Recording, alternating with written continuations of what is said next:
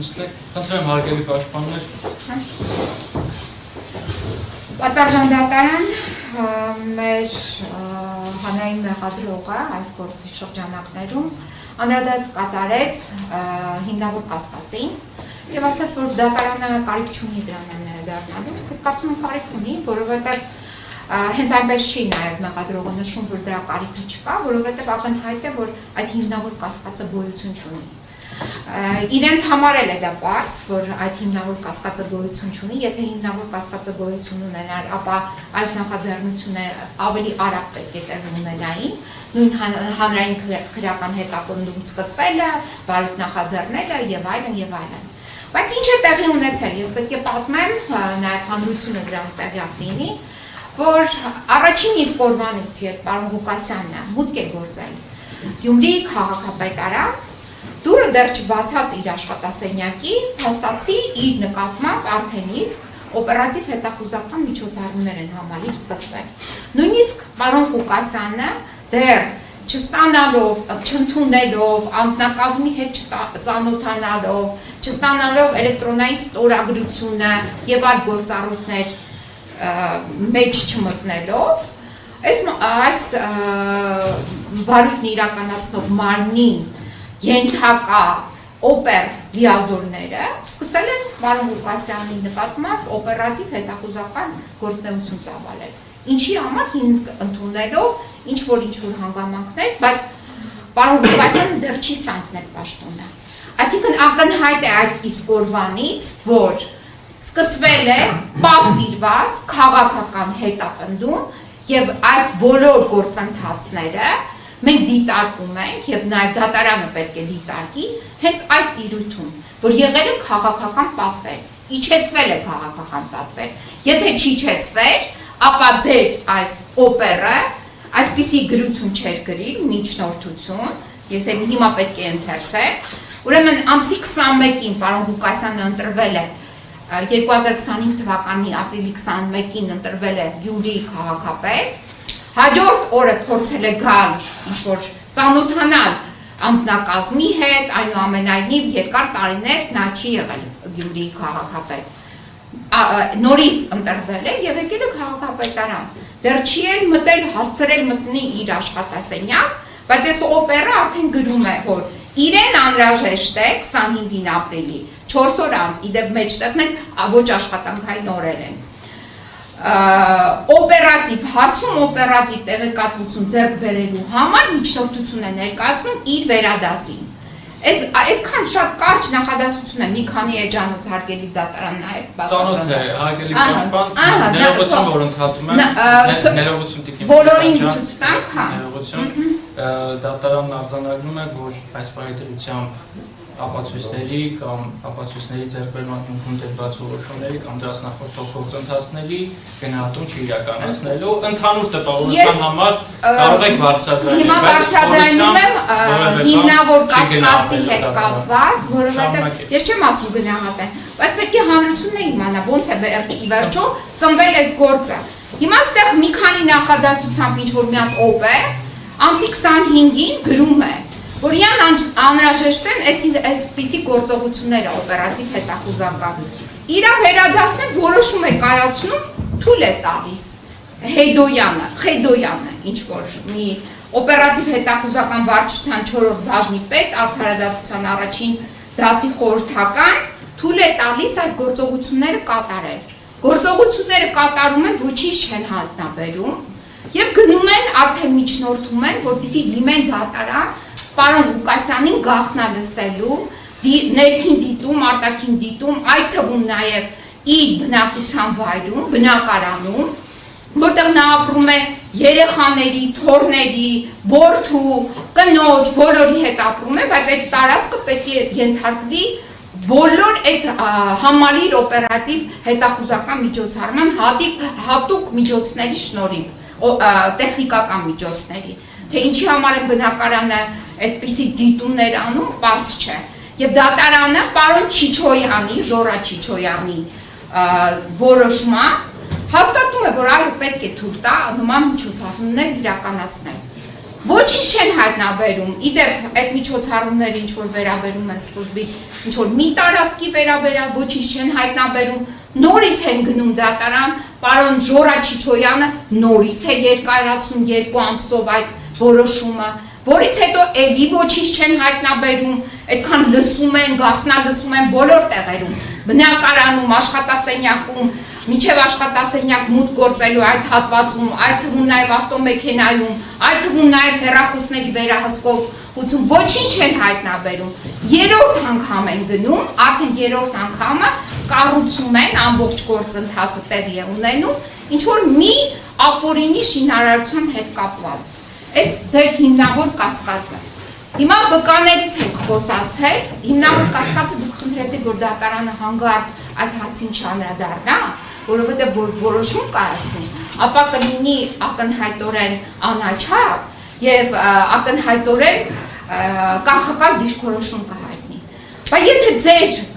նյութերը հիմնավոր կասկածի հետ կապված հիմնված են նման օպերատիվ հետախուզական միջոցառումների հիման վրա ձեր հավաքածը, որտեղ կծկտուր ինչ-որ մարդկանց խոսակցություն է, որտեղ չունեք ընդհանրապես մեկ վկա, որը կգա գետ մեկ վկա, որ կասի պարոն Ղուկասյանը իրենից ինչ-որ մի բան է պահանջել, ինքն է պատրաստվում էր դա տալ։ Դուք չունեք ընդհանրապես գետ մեկ վկա, որ նման բան ասի։ Մեր կողմից ձեզ եղել է միջնորդություն,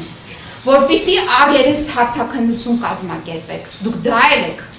որոշել անտեսել եւ դա էլ չի իրականացվել։ Այսինքն չունենալով որևիցե մի անձ, որը կգար կասել, որ պարոն Ղուկասյանը ինչ որ ոչ իրավաչափ վարքագիծ է դրսևորել։ Ես ասում եմ ոչ իրավաչափ վարքագիծ, եւ չեմ ասում, որ գործողություն, որը պարունակում է հանցակազմ։ Դուք ասում եք, որ պետք չէ անդրադառնալ հիմնավոր կասկածին, բայց ինչի պետք է անդրադառնալ։ Հիմնավոր կասկած գոյություն չունի, ընդհանրապես գոյություն չունի։ Չունեք ոչ մի վկա,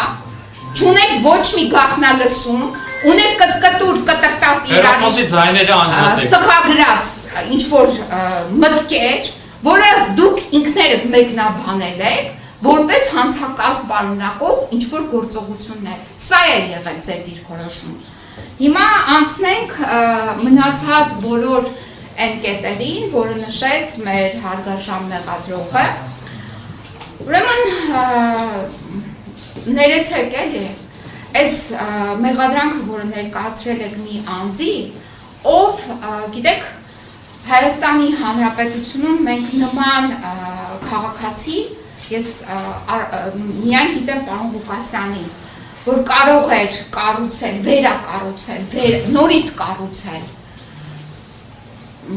Սուրբ ամենափրկիչ եկեղեցին եւ մտածել, որ ռիսկերը գոյություն ունեն, որ կարող է այդ ռիսկերը բոլորը պահպանված են, որ 2 ամիս պահել եք ԱԱԾ-ում, որ այդ ռիսկերը դեռ պահպանվում են մի մարդու նկատմամբ, ով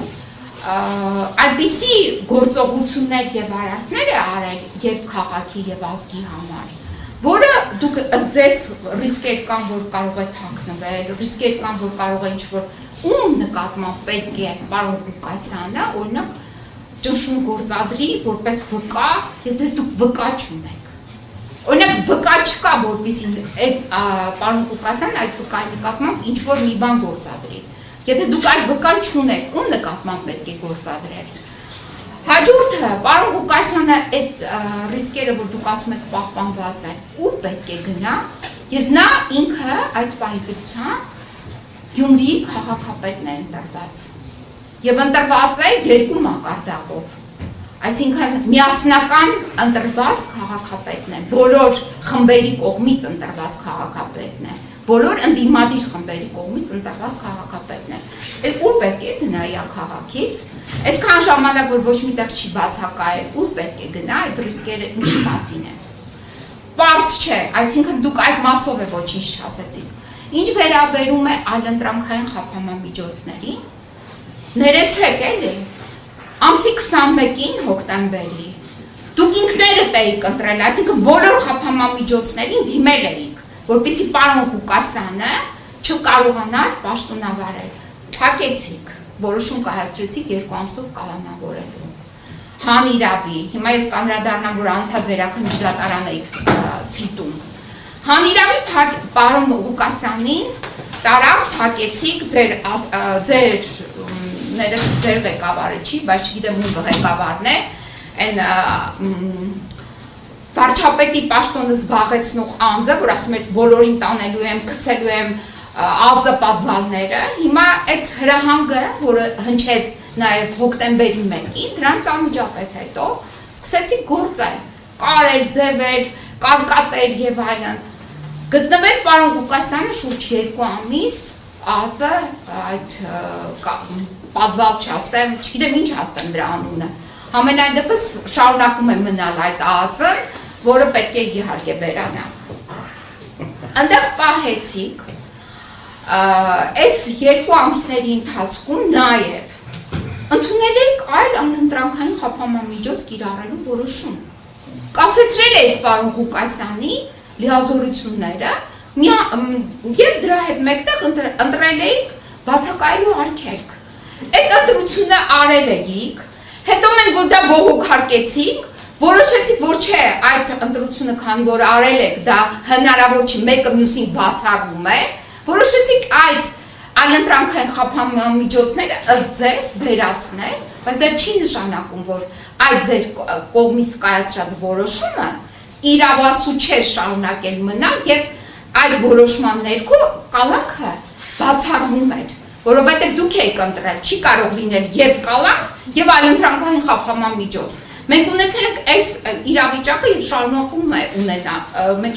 ենք ունենալ այս իրավիճակը, որովհետեւ ամսի 21-ից հոկտեմբերի պաշտոնավորման կասեցումը, եթե Ես բոլորը դնաշեմ չէ, որ ես հասկանում եմ, որ ես ասեցի, որ վերացրել է։ Հիմա բայց մինչև նոյեմբերի 3, այսինքն 2 խափանամիջոց կարող էր ունենալ մարդը եւ ունենալ ծայրահեղը, մենք հիմա իրավաբաններ ենք, չի կարող լինել եւ կալանք, այսինքն հոկտեմբերի 21-ից մինչև առնվազն ձեր ասած այդ վերացումը, կալանքը եղել է ապօրինի ակնհայտորեն, չեմ ասում ընդհանրապես։ Հիմա ինչ վերաբերում եք վերաքննիչ դատարանին։ Ուրեմն վերաքննիչ դատարանի որոշումը այս պահին բողոքարկվում է Վճռաբեկ դատարանում։ Եվ մենք չգիտենք, այսինքն այդ որոշումը ուժի մեջ չի մտել։ Այնպես չէ, որ դուք անդադ ցիտում եք, որ վերաքննիչը չի վերացրել եւ այլն։ Իսկ ինչ վերաբերում է հակակոռուպցիոն դատարանի առաջին այս ածանի նիստին, որը ղեկավարեց եւ նախագահեց Վարդգես Սարգսյանը, այդ որոշումը չի պարունակում բացարձակ որևիցե հիմնավորում, ոչ հիմնավոր կասկածի հետ կապված։ Դեռ ավելին, նույնիսկ այդ Չիչոյանի որոշումը, այդ դատավորը, որը այդ որոշումը կայացրեց, պարոն Ղուկասյանին 2 ամսով կալանավորելու, նույնիսկ այդ դատարանի որոշման հետ ծանոթ չէր, Չիչոյանի որոշման հետ ծանոթ չէր։ Ինչի հիման վրա էր որոշում կալանք տալ։ Եթե նույնիսկ չգիտեր Չիչոյանը ինչի հիման վրա է տվել այդ գաղտնալսումների որոշումը։ Այսինքն ոչ մի փաստաթուղթ, ոչ մի տվյալ, ոչ մի փաստական հանգամանք չքննելով, պարոն Վարդգես Սարգսյանը այդ որոշումը կայացրել։ Նույնիսկ չի անդրադարձ կատարել պարոն Ղուկասյանի անձին, անձ, որը Հայաստանի Հանրապետության երկրորդ քաղաքի քաղաքապետն է, բացի այդ, որ երկրորդ քաղաքի քաղաքապետն է, աշխարհաքաղաքական նշանակության քաղաքի քաղաքապետն է, որտեղ առկա է աշխարհաքաղաքական ներկայություն։ Այսինքն այս պարագայում, որ մարդը ընտրվել է քաղաքի քաղաքապետ, ընդդիմությունից, քաղաքական պատվերը, որը իջեցված է եղել, այս ամենի ներքո դուք այդ մաները հաշվի չեք առնում, ընդհանուր դուք ինչի չեք հետազոտել վարչապետի պաշտոնը զբաղեցնող անձի հայտարարությունը սպառնալիք, որը հնչել էր հոկտեմբերի 1-ին։ Մենք այդ մասին ձեզ դիմել ենք, բազմաթիվ բողոքներ ենք ներկայացրել այդ մասին, ինչու չեք անդրադարձել։ Հերքեիք, ասեք ոչ, մենք քննել ենք Նիկոլ Փաշինյանին, ինքը կապ չունի ձեր գործի հետ։ Չեք քննել։ Բայց մի հատ Նիկոլ Փաշինյանին քննեիք, հարցաքննեիք։ Մի հատ մեր առերես հարցաքննություն կազմակերպեիք մեր հետ։ Պարոն Ղուկասյանի հետ առերես հարցաքննություն կազմակերպեիք, ինչ էր բղավում ազգային ժողովի ամբիոնից։ Չեք կատարել։ Իսկ ինչ նորից եմ ասում, ինչ վերաբերում է վերաքննիչ դատարանի որոշումը բողոքարկվում է այսօր Վճռաբեկ դատարանում։ Հետևաբար ձեր բոլոր փաստարկները, հիմա իմ գոլեգաներն է կանրադառնան, ձեր բոլոր փաստարկները հիմնազուրկ է, այն էլ 3 ամսով, ինչ պիտի անեք այդ 3 ամսում։ Դուք չունեք մի հատ վկա, որը գա ասի, որ պարոն Ղուկասյանը իրեն ներկայացրել է ոչ իրավաչափ պահանջ։ Դուք այդ ձևի վկաներ չունեք։ Մենք հիմա մենք ունենք մի անձ, որին կարող ենք մենք հարցաքննել, դա Նիկոլ Փաշինյանն է, ինչ էր բղավում եւ ինչու դուք սկսեցիք նման ապօրինի գործընթաց պարոն Ղուկասյանի, նրա որդու, նրա ընտանիքի անդամների։ Մեկ է մի անդրադարձ է կատարել այս դատարանում քննվող ինչ որ գործի վերաբերյալ։ Ուրեմն այս դատարանում քննվող գործի վերաբերյալ, որը նույնպես սարքված գործ է, ասեմ ձեզ, պարոն Ղուկասյանի եւ նրա որդու անվտանգությունը չի ապահովել։ Դատարանի դահլիճում կներեն ինձ ոստիկանները, 2 գործ տվող ոստիկան, ինչ որ լսել են, որ հայոյանքներ են հնչեցրել։ Եվ այդ մեղադրանքը նորից բերեն կպցրել են պարոն Ղուկասյանին եւ Սպարտակ Ղուկասյանին։ Այսինքն մենք հիմա հասկանում ենք, որ մեր անվտանգությունը ապահովված չէ, պարոն Ղուկասյանը հասկանում է, որ իր անվտանգությունը ապահովված չէ, այդ թվում նաեւ պաշտպաններն են հասկանում, որ իրենց կարող են գաղտնալսել, փաստաբանական գաղտնիքը նաեւ կներեք քիթը մտցնել ուսումնասիրել, ինչ որ տեղի է ունենում մեր հետ, մենք այդ ամեն ինչը հասկանում ենք, բայց այն ինչ որ դուք ցիտեցիք այս դատարանում քննվող գործերի հետ կապված, ապա այս դատարանում այդ քննվող գործերի հետ կապված անցյալ դատական նիստը նաև հետաձգվեց, որովհետև վկաները, որը իբր պետք է գային, որ վկայի, վկաները չէին եկել, վկաներն չունեք, որ գան, ինչ որ դեմ ցուցմունքներ հայտնեն։ Սա էլ այդ դրա հետ կապված, այսքանը։